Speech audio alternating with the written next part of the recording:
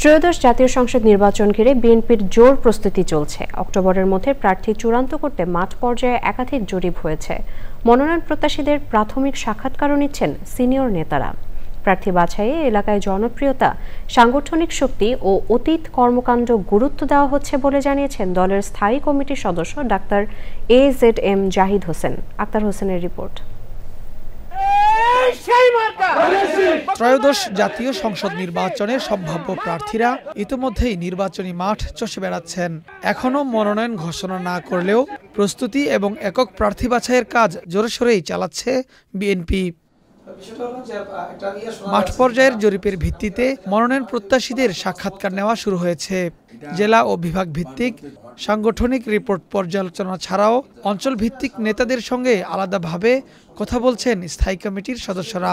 Constituency base যারা আগ্রহী আছে, এটার মধ্যে জরিপ হয়েছে। আমাদের দলের চেয়ারম্যানের একটা উইং আছে, ওনারা জরিপ করছেন।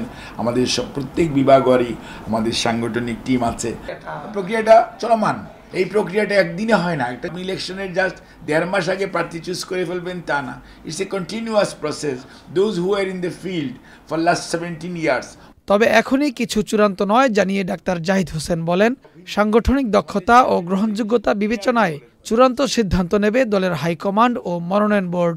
জনগণের ভালোবাসা অর্জন করে যে মানুষটি ওই এলাকার জন্য সবচেয়ে সর্বোত্তম হবে, বর্তমানে এই পরিবর্তনশীল বাংলাদেশের আগামী বাংলাদেশের নেতৃত্ব দেওয়ার মতো জনগণের আস্থা অর্জনের সক্ষমতা যাদের আছে, বাংলাদেশ জাতীয়তাবাদী দলের সর্বোচ্চ নীতি নির্ধারণী মহল তাদেরকেই চুজ করবে, যেটা আমাদের ভারপ্রাপ্ত চেয়ারম্যান মহোদয় ওনার বক্তব্যে বলেছেন।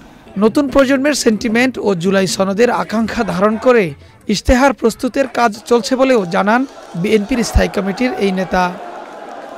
Akter Hossain, channel I, Dhaka.